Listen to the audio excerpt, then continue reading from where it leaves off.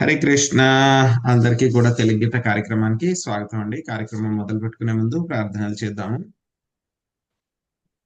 ఓం అజ్ఞానాతిమిరాంధస్య జ్ఞానాంజనాశలాకయా చక్షురున్మిళితం యేన తస్మై శ్రీ గురవే నమః. నమో ఓం విష్ణుపాదాయ कृष्णप्रष्टाय भूतले श्रीमते भक्तिवेदान्त स्वामिनिति नामिने।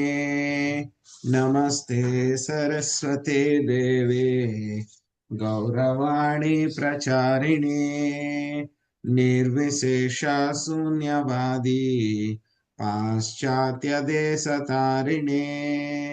जय श्री कृष्ण चैतन्य प्रभु नित्यानंद श्री अद्वैता गदाधरा श्रीवासादि गौर भक्त वृंदा। हरे कृष्णा कृष्ण कृष्ण हरे हरे हरे राम राम राम हरे हरे।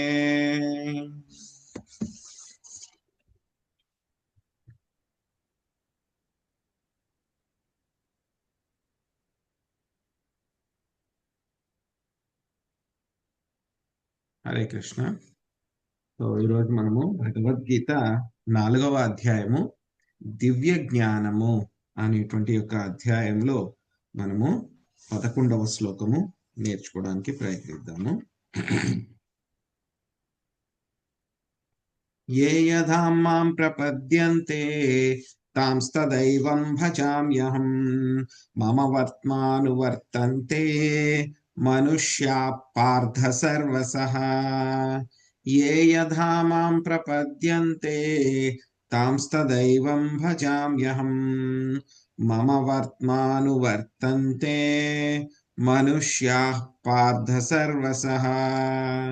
ये यथा मां प्रपद्यन्ते तांस्तदैवं भजाम्यहम् मम वर्त्मानुवर्तन्ते मनुष्याः पार्थ सर्वशः. శ్రీకృష్ణ భగవానుడు చెప్తున్నారు, ఓ పార్థ ఏమని చెప్తున్నారు? ఏ యథా మాం, ఏ అంటే కనుక ఎవరు, అధ్యాయం ప్రభుజీ ఎన్నో అధ్యాయం శ్లోకం 4వ అధ్యాయం 11వ శ్లోకం మాతాజీ. హరే కృష్ణ. సో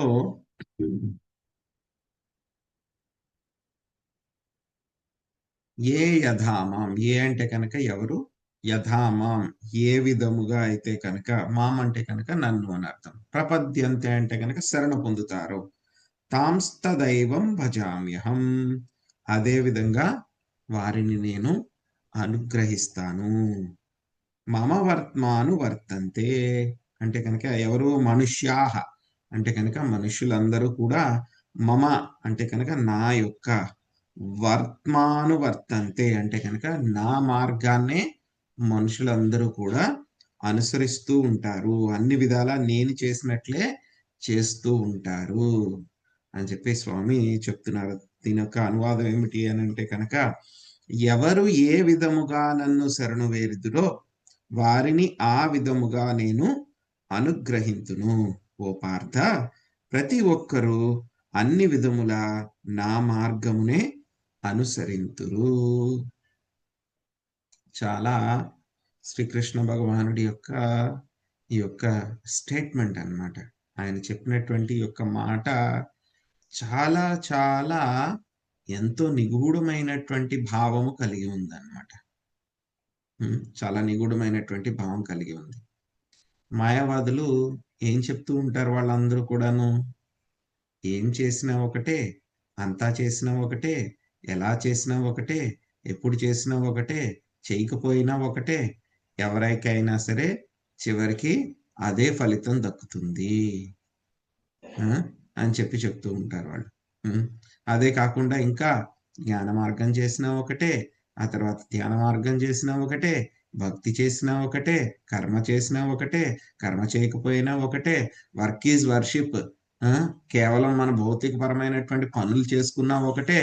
సో నేను భౌతిక పరంగా నా యొక్క పనులు చేసుకుంటే కనుక చాలు, నా కర్మ సరిగ్గా చేస్తే చాలు, నేను ఎవరికి కూడా ఏమి ఇబ్బంది కలగకుండా ఉంటే చేస్తే చాలు, ఎవరికి అన్యాయం చేయకుండా ఉంటే చాలు, ఆటోమేటిక్గా నాకు ఏమొస్తుంది, ఆ ముక్తి అనేటువంటిది వచ్చేస్తుంది అని చెప్పి వాళ్ళు చెప్తూ ఉంటారు అన్నమాట. సో వాళ్ళు మాయావాదులు, కొంతమంది భౌతికవాదులు చెప్పేటువంటి ఆ స్టేట్మెంట్ అంతా కూడా శ్రీకృష్ణ భగవానుడు ఒకే ఒక స్టేట్మెంట్ తోటి అవన్నీ కూడా ఏం చేస్తున్నారు, కొట్టి పడేస్తున్నారు. అవన్నీ కూడా కొట్టి పడేస్తున్నారు. సో మనకు కూడా ఒక్కొక్కసారి డౌట్ రావచ్చు అన్నమాట. అదేంటి, కొంతమందికి ఏమో ఆయన చాలా అనుగ్రహిస్తున్నారు, కొంతమందికి ఏమో ఆయన అనుగ్రహించట్లేదు. ఆయనకేంటి, శ్రీకృష్ణుడు కూడా ఆయన అవతారం చేసినప్పుడు, ఆయన వచ్చినప్పుడు కూడా ఏమన్నారు చాలా మంది, ఆయన పాండవ పక్షపాతి అని చెప్పేసి ఆయన ఏమన్నారు, అభండాలు అవన్నీ కూడా వేశారు, పాండవ పక్షపాతి అని చెప్పేసి. సో మరేంటి, ఆయన కొంతమందిని అనుగ్రహిస్తాడు, ఆయన కొంతమందిని అనుగ్రహించడు, కొంతమంది ఇస్తాడు, ఆయన కొంతమంది కష్టాలు ఇస్తాడు. సో ఇలాగ అందరూ కూడా రకరకాలుగా ఆయన్ని అపార్థం చేసుకుంటూ ఉంటారన్నమాట. సో అర్థం చేసుకునే దానికంటే కూడా ఎక్కువ అపార్థం చేసుకోవడం చాలా తేలిక కదా. సో ఆ విధంగా అందరూ కూడా అపార్థం చేసుకుంటూ ఉంటారు. కానీ ఏంటి అని అంటే కనుక అవన్నీ కూడా తప్పు. సో కాబట్టి ఈ యొక్క శ్లోకంలో ఉన్నటువంటి దాని ప్రకారం ఏం చెప్తున్నారు ఆయన, ఎవరు ఏ విధముగా నన్ను శరణు వేడుదురో వారిని ఆ విధముగా నేను అనుగ్రహింతును.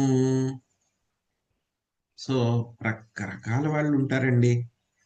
సో మనము చూస్తూ ఉంటాం, అందరూ ఒకే రకంగా ఉంటారా, అందరి ఆలోచనలు ఒకే రకంగా ఉంటాయా, ఉండవు. మొత్తం ఎన్నో ఎన్నో రకాల మనుషులు ఉంటారు, ప్రతి ఒక్కళ్ళ యొక్క ఆలోచన వేరుగా ఉంటుంది, ప్రతి ఒక్కళ్ళు కూడా పాటించే పద్ధతి వేరుగా ఉంటుంది. సో ఇవన్నీ కూడా చాలా చాలా వేరుగా ఉంటాయి. మరి అందరినీ కూడా ఒకే రకంగా చూశారనుకోండి, హ్మ్, ఎలా అనుకోండి, ఒక విద్యార్థి ఉన్నాడు, ఆ, చాలా మంది చెప్తూ ఉంటారు కదా, పార్షియాలిటీ చూపించారు, పాండవ పక్షపాతి అంటూ ఉంటారు. కొంతమంది పిల్లలు ఉన్నారు, ఒక విద్యార్థి ఉన్నాడు, వాడు మొత్తం ఏడాదంతా కూడా బాగా కష్టపడ్డాడు. కష్టపడిన తర్వాత ఖచ్చితంగా వాళ్ళకి టీచర్ ఏం చేస్తుంది, వాడికి బాగా కష్టపడ్డారు కాబట్టి ఎగ్జామ్స్ కూడా బాగా రాస్తారు, వాడికి మార్కులు బాగా వేస్తారు. ఒక విద్యార్థి ఉన్నాడు, వాడు అసలు కష్టపడనే లేదు, క్లాసులకే సరిగ్గా ఎగ్గొట్టేవాడు, సరిగ్గా వచ్చేవాడే కాదు, ఎగ్జామ్స్ కూడా చదవలేదు, ఎగ్జామ్స్ లో కూడా ఏదో రాశాడు. సో వాడిని ఫెయిల్ చేశారనుకోండి టీచరు, బాగా చదువుకున్న వాడికి మంచి మార్కులు వేశారనుకోండి, ఎవరైనా సరే వచ్చి ఈ టీచర్ కి పార్షియాలిటీ ఉంది, అందరి పిల్లల్ని కూడా ఒకే విధంగా చూడాలి కదా, బాగా చదువుకున్నాడు అని చెప్పేసి పార్షియాలిటీ తోటి ఎక్కువ మార్కులు వేశారు, వీడేం ఎగ్జామ్ లో రాయలేదని చెప్పి తక్కువ మార్కులు వేశారని చెప్పి ఎవరైనా వచ్చి గొడవ పెడుతున్నారు అనుకోండి, ఎలా ఉంటుందా గొడవ, కరెక్ట్ గా ఉంటుందా అది?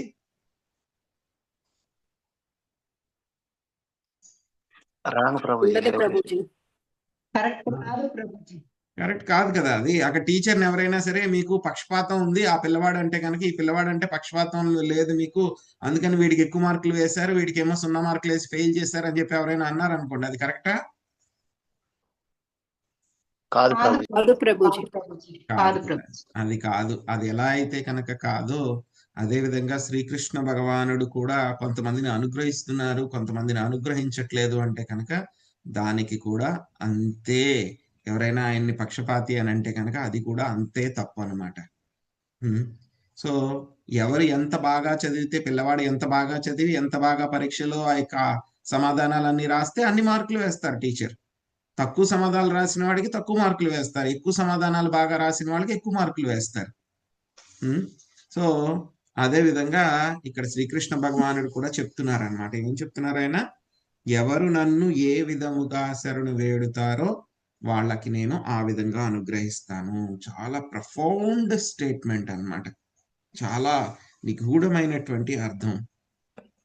ఎలా అంటే గనక మనం చూస్తాం, మనకి కావలసినటువంటి భౌతిక జీవనానికి కావలసినటువంటి అన్ని రకాలైనటువంటి విషయాలు కూడా మనకి ఎక్కడి నుంచి వస్తాయి, అన్ని కూడాను భూమిలోంచి వస్తాయి.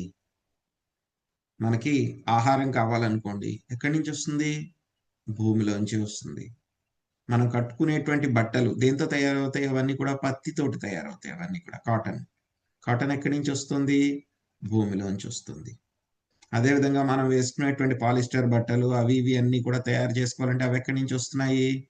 అవన్నీ కూడా భూమిలోంచి తీసినటువంటి ఖనిజాల వల్ల. మనం వేసుకునేటువంటి బంగారము, వెండి ఇవన్నీ కూడా ఎక్కడి నుంచి వస్తున్నాయి? భూమిలోంచి వేస్తున్నాయి. మనం కొన్ని వజ్రాలు, ముత్యాలు ఇవన్నీ కూడా తయారు చేసుకుంటాం. అవన్నీ కూడా ఎక్కడి నుంచి వస్తున్నాయి? భూమిలోంచి వస్తున్నాయి. సో మీరు ఏదైనా సరే ఒక వస్తువుని చేత్తో పట్టుకుని చూడండి, దానికి కావలసినటువంటి మూల పదార్థం ఎక్కడి నుంచి వస్తుంది అంటే కనుక అది ఎక్కడి నుంచి వస్తుంది? భూమిలోంచే వస్తుంది. ఇప్పుడు సముద్రం ఉంది. సముద్రంలో ఏంటంటే కనుక సముద్రంలో కూడా అన్నీ ఉంటాయి. తెలివి తక్కువ వాళ్ళు ఏం చేస్తారు? సముద్రంలో చేపలు పట్టుకుంటారు తెలివి తక్కువ వాళ్ళు. అదే బాగా తెలివైన వాళ్ళు, ఇంటెలిజెంట్ పీపుల్ అయితే కనుక ఏం చేస్తారు? సముద్రం అడుగుల్లోకి వెళ్ళి అక్కడ ఉండేటువంటి ముత్యాలు, వజ్రాలు ఇలాంటివి, ముత్యాలు అలాంటివన్నీ కూడా వెతుకుని అవి తెచ్చుకుంటారు. సో వీడు ఒక టన్ను చేపలు పట్టుకుంటే ఎంతో, వాడికి ఒక చిన్న ముత్యం దొరికితే కనుక దాని యొక్క విలువ అంత ఉంటుంది అనమాట.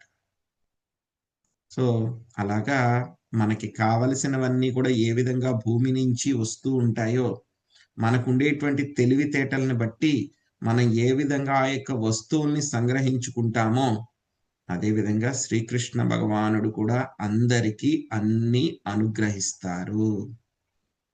ఆయన చెప్పాలి అని అంటే కనుక ఇంకా ఆయన ఒక కల్పవృక్షం లాంటి వాడు. ఆయన కల్పవృక్షం అంటే కనుక మనకి ఏది కావాలంటే కనుక అది ఆయన దగ్గర నుంచి లభిస్తుంది అనమాట మనకి. అందుకే మనకి వేదాల్లో చెప్పారనమాట.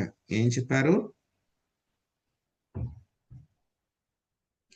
ఏకో బహునాం యో విదధాతి కామాన్ అంటే కనుక ఆయన ఒక్కడే వ్యక్తి, ఒకే వ్యక్తి. ఆయన దేవాది దేవుడు శ్రీకృష్ణ భగవానుడు. బహుధాతి కామాన్ యో విదధాతి కామాన్. విదధాతి కామాన్ అంటే కనుక ఆయన కామాన్ అంటే కనుక అన్ని కూడా కోరికలు, అవన్నీ కూడా వాళ్ళకి కావాల్సినటువంటి అవసరాలు అన్నీ కూడా ఆయన ఒక్క ఆయనే అందరికీ కావలసినటువంటి అన్ని రకాలైనటువంటి అవసరాలని కూడా ఆయనే సరఫరా చేస్తున్నాడు. ఆయన ఒక్కనే. ఎవరు? శ్రీకృష్ణ భగవానుడు, దేవాది దేవుడు. ఆయన జీవులకి కావలసినటువంటి అన్ని అవసరాలు, బద్ధజీవులు మనకి యొక్క భౌతిక ప్రపంచంలో ఉన్న, ఆ తర్వాత నిత్యముక్త జీవులు ఆధ్యాత్మిక ప్రపంచంలో ఉన్న ప్రతి ఒక్కళ్ళకి కూడా కావలసినటువంటి అన్ని విషయాలు కూడా ఆయనే సరఫరా చేస్తున్నాడు. ఆ సరఫరా చేసుకోవడానికి, ఆయన దగ్గర నుంచి తెచ్చుకోవడానికి ఏం ఉండాలి మనకి? ఎందుకంటే కనుక ఏది కూడా మనకి ఫ్రీగా ఏది రాదు. మనం ఏదైనా సరే ఒక ఎఫర్ట్ పెట్టాలి. ఏదైనా సరే, దేనికైనా సరే మనం ఒక ప్రయత్నం అనేది ఉండాలి మన వైపు నుంచి. సో ఏది కూడా మనకి ఫ్రీగా రాదు. మనం కూర్చుంటే కనుక, మన ఇంట్లో మనం కూర్చుంటే, ఒక చోట కూర్చుంటే కనుక మనకు ఆహారం వచ్చేస్తుందో దాని అంతటదే. వీడు ఇలా ఉన్నాడు, ఆహారం తినలేదని చెప్పి ఎవరైనా ఫ్రీగా తీసుకొచ్చి ఇచ్చేస్తారా? ఎవరును. మనం కష్టపడాలి. మామూలు విషయాలకే మనం కష్టపడాలి అంటే కనుక మరి భగవంతుడి దగ్గర నుంచి మనం పొందాలి అని అంటే కనుక, అది కూడా ఉన్నతమైనటువంటి విషయాలు పొందాలి అని అంటే కనుక మనం కూడా ఇంకా కష్టపడాలి అన్నమాట. సో ఇప్పుడు ఎవరెవరు ఉన్నారు, ఎవరెవరు ఏమేం కావాలని కోరుకుంటారు అని చెప్పి మనము చూద్దాం. సో మామూలుగా ఉంటారు కొంతమంది ఏంటంటే కనుక, వాళ్ళకి మనకి మందిరాల్లో ఉన్నటువంటి విగ్రహాన్ని వాళ్ళు ఎలా చూస్తారు? వాళ్ళు ఇది ఒక రాయి, లేకపోతే కనుక ఇది ఒక చెక్క, లేకపోతే కనుక ఇదొక లోహము అని చెప్పి వాళ్ళు అదే విధంగా చూస్తారు. వాళ్ళకి భగవంతుడి యొక్క రూపం మీద ఏమాత్రం కూడా కొంచెం కూడా ఎప్రిసియేషన్ అనేది ఉండదు వాళ్ళకి. అటువంటి వాళ్ళకి స్వామి ఎలా ఉంటారు? వాళ్ళతోటి ఎలా ప్రవర్తిస్తారు ఆయన? నువ్వు రాయి అనుకుంటున్నావా నన్ను? Okay, let it be. అలాగే చూస్తున్నావు కదా నువ్వు. ఏ యథామాం ప్రపద్యంతే. నువ్వు నన్ను రాయి కింద అనుకుంటున్నావు కాబట్టి ఈ విగ్రహంలో నేను రాయే నీకు. ఓకే, వెళ్ళు, అయిపోయింది. నువ్వు నన్ను చెక్క అనుకుంటున్నావు కాబట్టి నేను చెక్కే నీకు. నువ్వేమనుకుంటున్నావు నన్ను? ఏదో లోహంతో తయారు చేసిన, పంచలోహాలతో తయారు చేసినటువంటి వస్తువు అనుకుంటున్నావు కాబట్టి నేను పంచలోహాలతో చేసిన వస్తువే. ఓకే, వెళ్ళి నువ్వు ఏ ధామాం ప్రపద్యంతే. నువ్వు ఎలా అనుకుంటే అలాగే. తర్వాత వీళ్ళెవరు? అభక్తులు అనమాట. భక్తి లేనటువంటి వాళ్ళు నాస్తికులు అనమాట వీళ్ళు. ఆ తర్వాత మళ్ళీ తర్వాత నెక్స్ట్ లెవెల్ కేటగిరీలో ఉండేటువంటి వాళ్ళు ఆస్తికులు. ఆస్తికులు అంటే కనుక కొంచెం భగవంతుడు ఉన్నారు, అవి ఇవి అని చెప్పి నమ్ముతారు. వాళ్ళన్నీ కూడా సకామ కర్మలు చేస్తారు. వాళ్ళకి అవి కావాలి, ఇవి కావాలి అని చెప్పి వాళ్ళు ప్రయత్నిస్తూ ఉంటారు. సో వాళ్ళ కోసం ఏం చేస్తూ ఉంటారు శ్రీకృష్ణ భగవానుడు వాళ్ళ దగ్గరికి వచ్చి ఆయన చెప్తున్నారు కదా, ఏకో బహునాం యో విదదాతి కామాన్. సో వాళ్ళ దగ్గరికి వెళ్ళి నాకు అది కావాలి, ఇది కావాలి అని అడిగితే కనుక ఒక్కొక్కసారి శ్రీకృష్ణ భగవానుడు ఆయన డిస్క్రిమినేషన్ చూస్తారు. డిస్క్రిమినేషన్ అంటే కనుక ఆయన చూస్తారనమాట. ఇది వీడికి అవసరమా లేదా, వీడికి ఇస్తే ఇది మంచి జరుగుతుందా లేదా అని చూసి మనకి మంచి జరుగుతుందంటే కనుక ఆయన తప్పకుండా దాన్ని ఇస్తారనమాట. అంటే వీళ్ళు సకామ కర్ములు. సో వాళ్ళు ఏంటంటే కనుక వాళ్ళకి కావాల్సింది కూడా వాళ్ళకి ఇస్తారు. ఆ తర్వాత ఏంటి, భగవంతుణ్ణి మనము భగవాన్ని 3 రకాలుగా మనము ఏం చేయొచ్చు తెలుసుకోవచ్చు. బ్రహ్మేతి పరమాత్మేతి భగవాన్ ఇతి సబ్ద్యతి. సో కొంతమంది ఏమనుకుంటారు ఆయన ఎలా చూస్తారు వాళ్ళు, ఈయన బ్రహ్మన్, ఆయనకి రూపమే లేదు, ఆయన లైట్, ఆయన కేవలం ప్రకాశం అంతే, ఆయన నిరాకారుడు అని చెప్పి కొంతమంది అనుకుంటూ ఉంటారు అన్నమాట. సో అటువంటి వాళ్ళకి ఆయన ఏమనుకుంటారు, ఓ నువ్వు అలా అనుకుంటున్నావా, సో నీకు అలా కావాలా, ఓకే లెట్ ఇట్ బి, తీసుకో అని చెప్పి అటువంటి వాళ్ళకి ఆయన ఏంటి, ఆయన నిరాకార బ్రహ్మమే. అటువంటి వాళ్ళకి బాగా ప్రయత్నిస్తే గనక మాకేం కావాలంటారు, సాయుధ్యముక్తి కావాలి అని చెప్పి బాగా ప్రయత్నిస్తూ ఉంటారు. అటువంటి వాళ్ళకి ఓకే నీకు సాయుధ్యముక్తి కావాలా, నీ యొక్క వ్యక్తిత్వం నాశనం అయిపోవాలా, సో కావాలంటే కనుక వ్యక్తిత్వం నాశనం చేసుకో, వచ్చేసే బ్రహ్మజ్యోతిలో కలుసుకో, నీకు కావాల్సింది అదే కదా, తీసుకో. ఎందుకంటే ఆయన చెప్పారు కదా, ఎక్కువ బహునాం యో విదధాతి కామాన్. సో ఆయన వాళ్ళకి అలా కావాలి కాబట్టి ఆయన వాళ్ళని అలాగా అనుగ్రహిస్తారు. చెప్పారు కదా స్వామి, ఎవరు ఏ విధముగా నన్ను శరణు వేరుదురో వారిని ఆ విధముగా నేను అనుగ్రహింతును. తర్వాత స్థాయి, తర్వాత వాళ్ళు ఎవరున్నారు, యోగులు ఉన్నారు. వాళ్ళు ఏం చేస్తూ ఉంటారు, భగవంతుడి యొక్క పరమాత్మ రూపం మీద వాళ్ళు ధ్యానం చేస్తూ ఉంటారు, మనందరి హృదయాల్లో ఉన్నటువంటి పరమాత్మ మీద. సో వాళ్ళ యొక్క దృష్టి కాన్సన్ట్రేషన్ అంతా కూడా అక్కడే ఉంటుంది వాళ్ళకి. సో వాళ్ళు ఆ విధంగా ప్రయత్నిస్తూ ఉంటారు కాబట్టి స్వామి వాళ్ళని కూడా అనుగ్రహిస్తారు. వాళ్ళు ఏమనుకుంటారు, పరమాత్మే అంతా అని చెప్పి వాళ్ళు అనుకుంటారు కాబట్టి వాళ్ళకి ఏం చేస్తూ ఉంటారు, వాళ్ళకి కూడా స్వామి అనుగ్రహిస్తారు. వాళ్ళకి ఏం చేస్తూ ఉంటారు, ధ్యానంలో ఉండగా వాళ్ళకి ఆ యొక్క పరమాత్మ రూపంలో వాళ్ళకి దర్శనం ఇవ్వగలుగుతారు. యో యథామాం ప్రపద్యంతే తాం తదైవం భజామ్యహం. సో వాళ్ళకు కూడా ఆ విధంగానే ఆయనే దర్శనం ఇస్తున్నారు. సో ఇక్కడ ఏంటి, ఈ యొక్క సకామ కర్మిల యోగులకి ఎలా ఉంటారు, ఆయన యజ్ఞేశ్వరుడు కింద ఆయన వాళ్ళందరినీ అనుగ్రహిస్తారు. ఈ యొక్క నిరాకారవాదులకి ఆయన బ్రహ్మజ్యోతి కింద ఆయన అనుగ్రహిస్తారు. ఆ తర్వాత కొంతమంది యోగులు ఏం చేస్తుంటారు, పరమాత్మ మీద ధ్యానం కాకుండా కొంతమందికి ఏం కావాలి, సిద్ధులు కావాలి వాళ్ళకి, అణిమ, లగిమ, గరిమ, ప్రాప్తి, ప్రాకామ్య, ఇలాగనమాట. అంటే చిన్నదానికంటే చిన్నదైపోవడం, పెద్దదానికంటే పెద్దదైపోవడం, చాలా తేలిగ్గా అయిపోవడం, చాలా బరువుగా అయిపోవడం, ఏది కావాలన్నా కోరుకోవడం, ఏది కావాలన్నా సృష్టించడం, ఆ తర్వాత ఎవరిని కావాలనుకుంటే కనుక వాళ్ళని మోహించడం, మోహింపజగలిగేలా చేయటం, ఇలాంటివన్నీ సిద్ధులు. కొంతమంది వాటి కోసం ప్రయత్నిస్తూ ఉంటారు. అటువంటి వాళ్ళకు కూడా యోగేశ్వరుడికి కూడా ఆయన ఏంటి, యోగేశ్వర కృష్ణో యత్ర యోగేశ్వర కృష్ణ. సో కృష్ణుడు ఆయన కంటే మించినటువంటి యోగి ఎవరు లేరు కాబట్టి అటువంటి వాళ్ళందరికీ కూడా ఆయన ఆ విధంగా వాళ్ళని అనుగ్రహిస్తూ ఉంటారు. ఇంకా ఇప్పటిదాకా చెప్పుకున్నటువంటి అనుగ్రహాలు అన్ని కూడా ఏమిటి, తక్కువ, చిన్నవి. నిజమైనటువంటి అనుగ్రహము ఎవరి మీద చూపిస్తారు, ఆయన యొక్క భక్తుల మీద చూపిస్తారు నిజమైన అనుగ్రహము. సో తెలుగులో ఒక సామెత ఉంటుంది కదా, పిండి కొలది రొట్టె అని. అలాగే మనం ఎంత నిజంగా ఆయన ఏ విధంగా కనుక ఏ ధామం ప్రపద్యంతి, మనం ఎంత ఆయన్ని శరణాగతి పొందుతామో ఆయన అంతగా మనతోటి ఆయన ప్రతిస్పందిస్తారు. అంతగానే ప్రతిస్పందిస్తారు, అదే విధంగా ప్రతిస్పందిస్తారు. అదేంటండి అదే విధంగా అంటే తేడా ఏమిటి, అదే విధంగా అంటే కనుక మనకి భక్తిరసామృత సింధులో వర్ణన వస్తుందన్నమాట. మొత్తం భగవంతుడితోటి మనం 5 రకాలైనటువంటి ప్రైమరీ రస సంబంధాలు కలిగి ఉంటాం. శాంతరసము, దాస్యరసము, సాఖ్యరసము, వాత్సల్య రసము, మాధుర్య రసము. సో మనం ఇంతకుముందు చెప్పుకున్నాం శాంతరసం అంటే కనుక సో భగవంతుడికి కొంతమంది వేణువు కింద అవ్వచ్చు, కొంతమందికి భగవంతుడికి దుస్తుల కింద అవ్వచ్చు, భగవంతుడి యొక్క ఆయుధాల కింద అవ్వచ్చు, భగవంతుడి యొక్క మెల్లో హారం అవ్వచ్చు, లేకపోతే కనుక భగవంతుడి పక్కన నెమలి అయి ఉండొచ్చు, భగవంతుడి పక్కన ఆవు అయి ఉండొచ్చు. సో ఇలాగా అన్ని కూడా మనం అయి ఉండొచ్చు అన్నమాట. సో ఇవన్నీ కూడా ఏమిటి? శాంతరసము. సో ఆ తర్వాత కొంతమంది అలా ఉంటారు కాబట్టి వాళ్ళు న్యూట్రల్ గా ఉంటారు కాబట్టి స్వామి కూడా వాళ్ళతోటి న్యూట్రల్ గా ఉంటారు. ఆ తర్వాత కొంతమంది భగవంతుడితోటి వాళ్ళు దాస్యరసము, సేవ చేయాలి అని అనుకుంటూ ఉంటారు అనమాట భగవంతుడు. రక్తక్, భక్తక్, హనుమంతుల వారు వీళ్ళందరూ కూడా ఏంటి? స్వామికి వాళ్ళకి మేజర్ రసం ఏమిటి? వాళ్ళందరికీ కూడా ఈ యొక్క దాస్య రసము. సో అటువంటి వాళ్ళకి స్వామి ఎలా ఉంటారు? అటువంటి దాస్య రసంలో ఉన్నటువంటి వాళ్ళకి ఆయన నేను యజమానిని, ఆయన యజమాని కింద ఉంటారు అటువంటి వాళ్ళతో.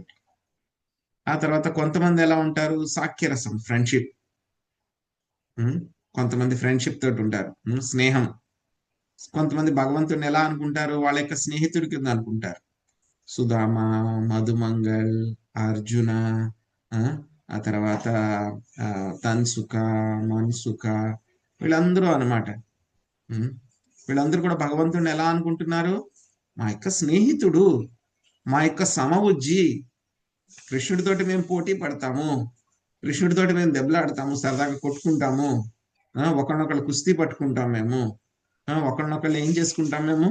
సరదాగా ఆట పట్టించుకుంటాము, ఒకళ్ళ మీద ఒకళ్ళకి ఎక్కుతాము, గంతులేస్తాము, కలిసి పడుకుంటాము, కూర్చుంటాము, నడుస్తాము, ఇవన్నీ కూడా చేస్తాం మేము. సో అని చెప్పి అటువంటి భావనలో కొంతమంది ఉంటారు. అటువంటి వాళ్ళతో ఆయన ఎలా ఉంటారు? స్నేహితుడి కింద ఉంటారు ఆయన. అటువంటి వాళ్ళందరితో కూడా వాళ్ళ యొక్క సంబంధం కూడా అదే విధంగా ఆయన, మనం ఎంతైతే కనుక ఆయనతో సంబంధం పెట్టుకుంటామో అదే విధంగా అంత ఆయన కూడా మనతో అదే విధమైనటువంటి సంబంధాన్ని ఆయన పెట్టుకుంటారు. ఇంకా కొంతమంది ఎలా ఉంటారు అంటే కనుక వాళ్ళు ఎలా ఉంటారు? కృష్ణుడు మా యొక్క కుమారుడు, మా అబ్బాయి, మా పిల్లవాడు అనేటువంటి భావనతోటి కొంతమంది ఆ సేవ చేస్తూ ఉంటారన్నమాట. చూస్తాం కదా, చాలా మంది వాళ్ళ ఇంట్లో లడ్డు గోపాలను పెట్టుకుంటారు. ఎక్కడికి వెళ్ళినా సరే ఆయన్ని తీసుకుని వెళ్తూ ఉంటారు. ఏదైనా పండుగ వచ్చిందంటే కనుక వాళ్ళు బట్టలు కొనుక్కుంటే కనుక ఆయనకు కూడా బట్టలు కొంటారు. వాళ్ళు ఆయనకు కూడా మురళి, చెప్పులు, ఇవన్నీ కూడా ఆయనకు కూడా కొంటారు అనమాట. చాలా సార్లు వాట్సాప్ లో వీడియోల్లో చూస్తూ ఉంటాం. ఎలా అయితే కనుక మన ఇంట్లో వార్డ్రోబ్స్ ఉంటాయో ఆయన కూడా లడ్డు గోపాల్ కూడా వార్డ్రోబ్స్ అంతా రెడీ చేసి పెడతారనమాట. మొత్తం డ్రెస్సులన్నీ వరుసగా ఉంటాయి. ఒక్కొక్క రోజు ఒక్కొక్క డ్రెస్ ఆయనకు కూడా, ఒక్కొక్క రోజు ఒక్కొక్క అలంకారం. సో అక్కడ ఏంటి ముఖ్యం ఏమిటి? మనం కొన్నామా లేదా అనేది కాదు, కానీ అంతకంటే ముఖ్యం ఏంటి? భావం అన్నమాట. మనం ఏదైనా కొనుక్కుంటున్నాం అనుకోండి, ఉత్సవం ఏదో ఒకటి వస్తుంది, పండగ ఏదో ఒకటి వస్తుంది అంటే అయ్యో మా బాబుకు కూడా కొనాలి కదా అని ఎలా అయితే అనుకుంటామో కృష్ణుడికి కూడా కొనాలి కదా అని చెప్పేసి అనుకుంటాం అన్నమాట. సో ఆ విధంగా అనుకుంటూ ఉంటాం అన్నమాట. సో ఈ విధంగా భావించేటువంటి వాళ్ళతోటి ఆయన ఎలాగా ఉంటారు? ఎలా ప్రతిస్పందిస్తారు? చిన్నపిల్లవాడి కింద ప్రతిస్పందిస్తారు. మీకు కుమారుడినా? అలాగే చేయండి అని చెప్పని అంటూ ఉంటారు. సో మనం చూస్తాం అన్నమాట. జీవగోస్వామికి ఆయన రూపగోస్వామి ఒక విగ్రహం చేసిస్తారన్నమాట. సో కృష్ణుడి యొక్క విగ్రహం. సో ఒక్కొక్కసారి జీవగోస్వామి ఆ లిటరేచర్ వర్క్ లో వాటిల్లో పడిపోయి ఆయన బిజీగా ఉంటే కనుక ఆయన వచ్చి అడిగేవారు అనమాట. జీవా, ఆకలేస్తోంది, నాకేమన్నా పెట్టవా అని చెప్పని అడిగేవారండి జీవగోస్వామిని. అయ్యో స్వామి, లేట్ అయిపోయింది ఈ రోజు, క్షమించండి అని చెప్పి జీవగోస్వామి వెళ్ళి పరిగెత్తుకుని వెళ్ళి ఆయనకి బోగా రెడీ చేసి బోగా పెట్టేవాళ్ళు అనమాట. ఆయనకి ఆకలి వేయడం ఏంటి? ఆయనకి ఆకలి వేస్తుందా? ఆయన కావాలంటే కనుక ఆయన సెల్ఫ్ సఫిషియెంట్, ఆయన ఆత్మారాముడు. మరి ఎందుకు జీవగోస్వామిని వెళ్ళి జీవా నాకు ఆకలిస్తుంది ఏమైనా పెట్టు అని చెప్పి ఎందుకు అడుగుతున్నారు ఆయన? ఎందుకంటే జీవగోస్వామి ఆయన్ని ఆ విధంగా సేవిస్తూ ఉన్నారు కాబట్టి ఆయన కూడా పెర్ఫెక్ట్ గా అదే విధంగా ఆయన ఏం చేస్తూ ఉంటారు? వాళ్ళతోటి కూడా రెసిప్రొకేట్ అవుతూ ఉంటారు. అదే విధంగా రెసిప్రొకేట్ అవుతూ ఉంటారు అన్నమాట. ఇంకా కొంతమంది ఏం చేస్తూ ఉంటారు అంటే కనుక భగవంతుడిని మా యొక్క భర్త, నా యొక్క ప్రేమికుడు అని చెప్పి కొంతమంది భావిస్తూ ఉంటారన్నమాట. ఇదేమిటి? అన్నిటికంటే కూడా చాలా హైయెస్ట్ అన్నమాట మాధుర్య రసము. ఇందులో మళ్ళీ 2 రకాలు, పరకీయ, స్వకీయ అని చెప్పి 2 రకాలు ఉంటాయన్నమాట. సో అన్నిటికంటే కూడా అత్యున్నతమైనటువంటి భావము ఈ యొక్క మాధుర్య రసంలో ఉండేటువంటిది ఎవరు? శ్రీమతి రాధారాణి. ఆవిడ కంటే మించినటువంటి యొక్క మాధుర్య రసంలో మహాభావ ఆవిడకు ఉండేటువంటి ఆ యొక్క స్థానం అన్నమాట. సో ఆవిడ కంటే మించినటువంటి వాళ్ళు ఇంకెవరూ లేరన్నమాట. సో స్వామి ఎవరికి ఏ విధంగా, అందులో కూడా మాధుర్య రసంలో కూడా ఎవరికి ఏ విధమైనటువంటి భావం ఉందో, ఎవరికి ఎంత స్థాయి ఉందో అంత స్థాయి ప్రకారము ఆయన ప్రతిస్పందిస్తూ ఉంటారు. ఎగ్జాక్ట్ గా అంతే. భౌతిక ప్రపంచంలో అయితే కనుక ఒక్కొక్కళ్ళకి మనం ఒక్కొక్కసారి తప్పు చేస్తూ ఉంటాం. టీచర్ కూడా ఏమిటి మార్కులు వేసేటప్పుడు ఒక్కొక్కసారి బాగా చదువుకున్న స్టూడెంట్ తప్పుగా రాసినా సరే ఒక్కొక్కసారి ఎక్కువ మార్కులు వేసేస్తూ ఉండొచ్చు.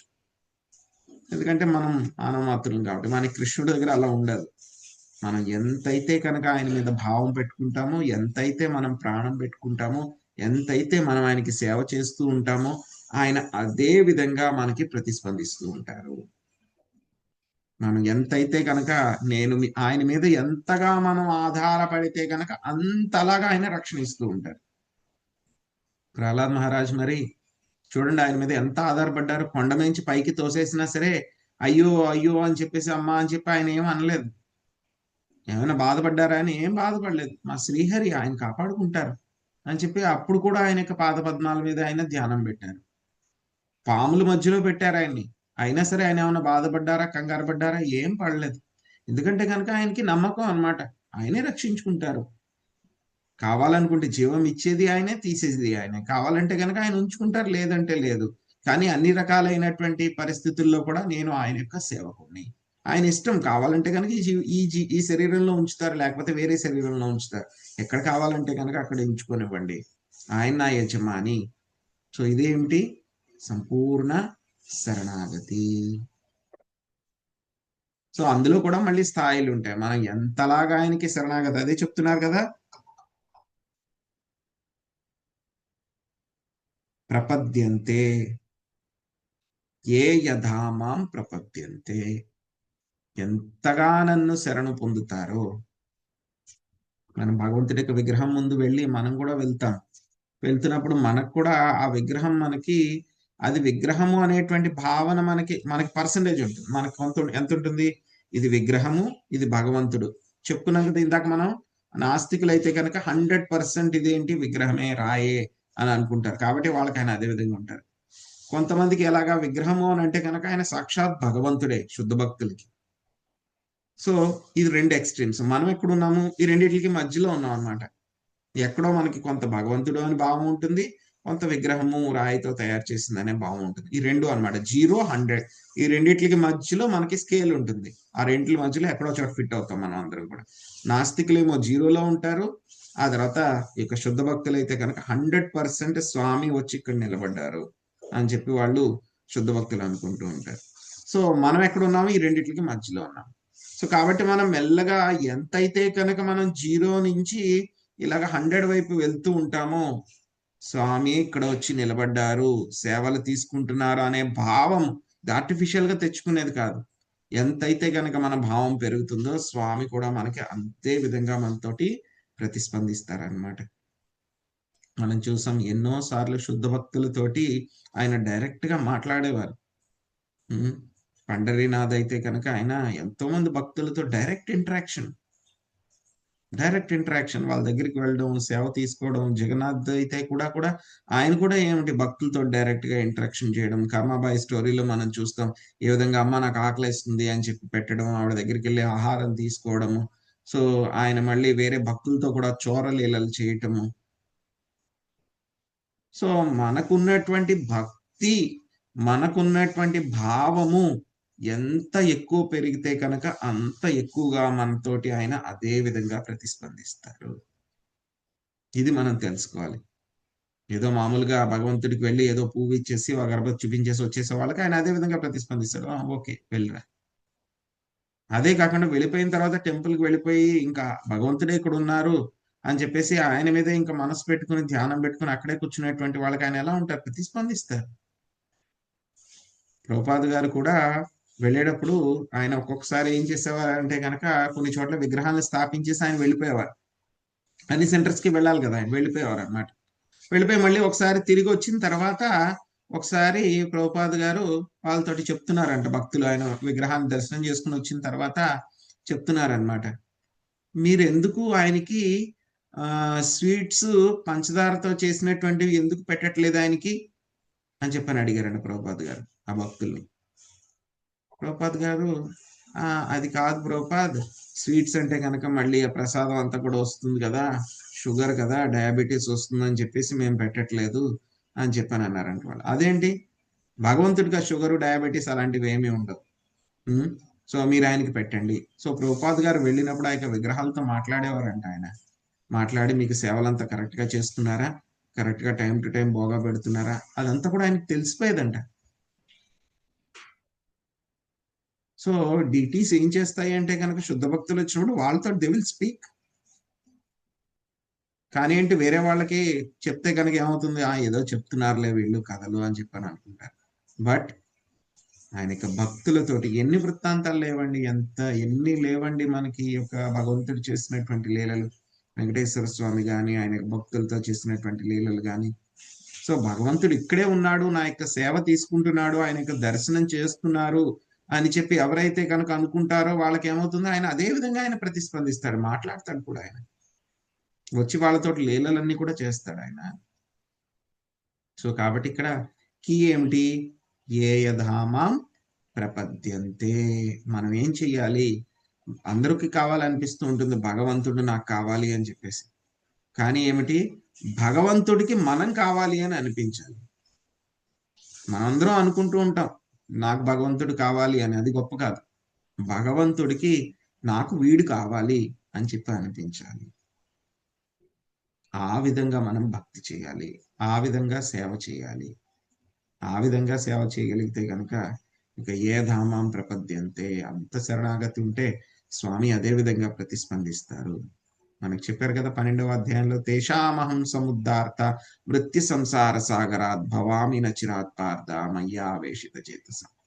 అటువంటి వాళ్ళని నేనే స్వయంగా వచ్చి యొక్క జనన మరణ మృత్యు సముద్రం సంసార సాగరం నుంచి నేనే స్వయంగా వచ్చి వాళ్ళని ఉద్ధరిస్తాను, తీసుకుని వెళ్తాను అని చెప్పేసి స్వామి అక్కడ ఆశ్వాసన ఇచ్చారు.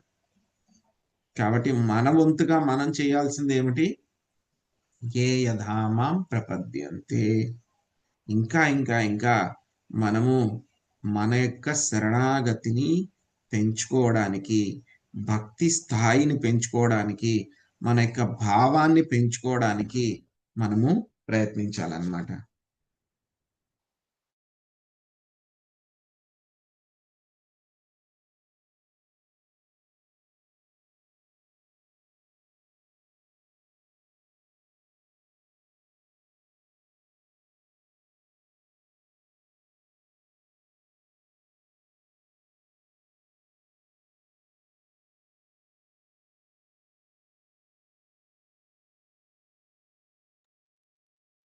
సో మనకి యొక్క భావాన్ని, భక్తిని మనము పెంపొందించుకోవాలన్నమాట. సో ఎవరు ఈ విధంగా మనకి చెప్పేటువంటి వాళ్ళే ఎవరు ఉండరు ఈ విధంగా. మిగతా వాళ్ళందరూ కూడా ఏం చెప్తారు, దేవుడి దగ్గరికి వచ్చావా, అందరూ చిన్నప్పటి నుంచి ఏం నేర్పుతారు మనకి, నువ్వు వెళ్ళాలి దేవుడి దగ్గరికి, నీకు చదువు కావాలా, దేవుణ్ణి కోరుకో, నీకు ఫలానాది కావాలా, ఉద్యోగం కావాలా, దేవుణ్ణి కోరుకో, ఫలానాది కావాలా, ఇది కోరుకో. ఇంతవరకే ఆగిపోయింది, ఇంతవరకే చెప్తారు బయట వాళ్ళు ఎవరైనా సరే. వేరే మీకు ఏ మందిరాల్లోకి వెళ్ళినా ఎక్కడికి వెళ్ళినా సరే బయట వాళ్ళందరూ ఇంతవరకే చెప్పి ఆపేస్తారు. కానీ ఆ విధంగా తెచ్చుకునే దానికన్నా ఇంకా అత్యుత్తమమైనటువంటివి ఆయన ప్రసాదించగలడు. ఒక రాజుగారు ఉన్నారనుకోండి, ఒక పేదవాడు కావాలి, నీకేం కావాలో కోరుకో నేను ఇస్తాను అని చెప్పాను అన్నాడు అనుకోండి, ఆ పేదవాడు ఏమండి నాకు ఆహారం దొరకట్లేదు, నాకు బస్తా ధాన్యం ఇప్పించండి, లేకపోతే ఒక బస్తా నాకు బియ్యం ఇప్పించండి అని చెప్పాను అన్నాడు అనుకోండి, రాజుగారిని వాడు అడిగాడు అనుకోండి. సో వాడికి ఎలా అనిపిస్తుంది, ఆ వ్యక్తికి, నాకు తీసుకున్నటువంటి వాడికి ఏమనిపిస్తుంది, నాకు బస్తా బియ్యం దొరికినాయి, బస్తా రైస్ దొరికినాయి అని చెప్పి ఆనందంగా ఉంటాడు వాడు. కానీ ఆ రాజుగారి పక్కన ఉన్నటువంటి మంత్రి గారు ఉంటాడు కదా, వాడికి తెలుసు, ఏం తెలుసు, రాజుగారు కావాలంటే కనుక వాడికి ఒక బస్తా బంగారు నాణాలు ఇమ్మన్నా సరే ఇచ్చేటువంటి స్థాయిలో ఉన్నాడు వాడు. వీడు పిచ్చివాడు, వీడేం చేశాడు, నాకు ఒక బస్తా బియ్యం కావాలన్నాడు, అదే బస్తా బంగారు నాణాలు అడిగినా సరే రాజుగారికి ఇవ్వగలిగినటువంటి శక్తి ఉంది, ఇచ్చేస్తారు. కానీ వీడు ఏం చేశాడు, తక్కువ కోరుకున్నాడు అని చెప్పి నవ్వుకుంటారు. అలాగే మనం కూడా భగవంతుడి దగ్గరికి వెళ్ళి ఇవే కోరుకుంటున్నాము. నాకు అది కావాలి, ఇది కావాలి అని. ఎంతో అత్యుత్తమమైనటువంటిది ఆయన, కల్పవృక్షం ఆయన. ఏకో బహునాం యో విదధాతి కామాన్. ఎంతో పెద్ద పెద్దవన్నీ కూడా ఆయన ఇవ్వగలడు. అన్నిటికంటే అత్యుత్తమమైనటువంటిది ఏమిటి? ఆయన యొక్క ప్రేమ భక్తి. అది కూడా ఆయన ప్రసాదించగలడు. సో కాబట్టి మనం ఆయన దగ్గరికి వెళ్ళి ఒకటి మన భావాన్ని పెంపొందించుకోవాలి. ఆయన దగ్గరికి వెళ్ళి ఏవో చిన్న చిన్నవి అవి ఇవి అన్ని అడగకుండా ఆయన యొక్క భక్తి కావాలి అని చెప్పేసి మనం కోరుకోవాలన్నమాట. సో ఏ ధామం ప్రపద్యంతే. సో అది పొందడానికి కూడా మనము ఇంత తెచ్చుకోవడానికి ప్రయత్నించాలి. ఇవన్నీ కూడా ఎలా తెలిసినాయండి మనకి? ఎవరు చెప్పారు ఇవన్నీ కూడాను అంటే కనుక ఆ మంత్రి గారే చెప్పారు అనుకోండి. రే పిచ్చివాడా, నువ్వు రాజుగారి దగ్గరికి వెళ్తున్నప్పుడు అవి ఇవి అడక్కు, బస్తా బియ్యం అలాంటివి అడక్కు, నువ్వు బంగారు నాణ్యాలు కోరుకో అని చెప్పాడు అనుకోని వాడు అడుగుతాడు. అలాగే మనకు కూడా ఎవరు చెప్తున్నారు ఇలాగా? భగవంతుడు ఈ విధంగా ఆయన ఏదామం ప్రపంచంలో ఇస్తారు, ఆయన ఏకో బహునాం యో విదధాతి కామాన్ అని ఎవరు చెప్పారు మనకి? మన యొక్క గురువు గారు శ్రీల ప్రభుపాదుల వారు. ఆ మంత్రి గారు ఎలా అయితే కనుక వాడికి చెప్పారనుకోండి, వాడు అలా కోరుకుంటాడుగా. అలాగే మనం కూడా వాళ్ళంటి వాళ్ళం, సామాన్యులు. మనం కూడా వెళ్ళి ఆయన పిచ్చి పిచ్చి కోరుకోకుండా నువ్వు అత్యుత్తమమైనటువంటిది భక్తి కోరుకోవాలి నువ్వు అని చెప్పి ప్రభుపాద గారు ఆయన యొక్క భాష్యంలో, ఆయన యొక్క పుస్తకాల్లో ప్రతి చోట కూడా ఆయన అదే చెప్తారు. ఆయన భక్తి కోరుకుంటారా మీరు, పిచ్చి పిచ్చి అన్ని కోరుకోకండి, భగవంతుడి యొక్క సేవ కోరుకోండి, దాసులు అవ్వాలని కోరుకోండి అని చెప్తూ ఉంటారన్నమాట. సో కాబట్టి మనము మన యొక్క గురు ఆల్రెడీ మనకు ఆ ఇన్స్ట్రక్షన్ వచ్చేసింది, ప్రభుపాద గారు చెప్పారు మనకి. కాబట్టి దాన్ని మనం చక్కగా ఆచరించి పాటించి ఆయన ఇచ్చినటువంటి యొక్క ఇస్కాన్ సంస్థలో చక్కగా మనం భక్తి చేసుకుంటూ భావాన్ని పెంపొందించుకుంటూ అందరూ కూడా ఆయనకి భగవంతుడితోటి మనము ఆ యొక్క రెసిప్రొకేషన్ అయ్యేలాగా స్థాయిలోకి వెళ్దాము. సో మనకు కూడా చేస్తూ ఉంటే కనుక, భక్తిలో ముందుకు వెళ్తూ ఉంటే కనుక మనకు కూడా అనిపిస్తూ ఉంటుంది ఒక్కొక్కసారి కూడా, మనకి తెలియట్లేదు కానీ ఆయన మమ్మల్ని రక్షిస్తున్నాడు. ఆయన డైరెక్ట్ గా తెలియదు మనకి, కానీ ఏంటంటే కొంచెం ఎఫెక్ట్స్ లో తెలుస్తుంది అనమాట, ఈయన రక్షిస్తున్నాడు, ఈయన కాపాడుతున్నాడు అని చెప్పి తెలుస్తుంది అనమాట. సో మనం ఎంత శరణాగతి పొందితే ఆయన యొక్క అంత రక్షణ ఉంటుంది అనమాట. ఎంత వేగంగా మనం శరణాగతి పొందితే అంత వేగంగా ఆయన యొక్క రక్షణ ఉంటుంది. సో ఇదండి ఈరోజు మనం నేర్చుకున్నటువంటి విషయము. హరే కృష్ణ.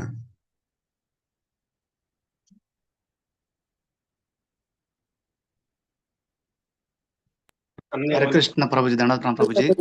హరే కృష్ణ ప్రభుజీ, దండవత్ ప్రణామాలండి. శరణాగతి గురించి చాలా ధన్యవాదాలు వివరంగా ప్రభుజీ. చెప్పారు ప్రభుజీ. చాలా బాగుంది ప్రభుజీ క్లాస్. హరే కృష్ణ, దండవత్ ప్రభుజీ. హరే కృష్ణ. దండవత్. హరే కృష్ణ. హరే కృష్ణ ప్రభుజీ, దండవత్ ప్రణామాలు. హరే కృష్ణ.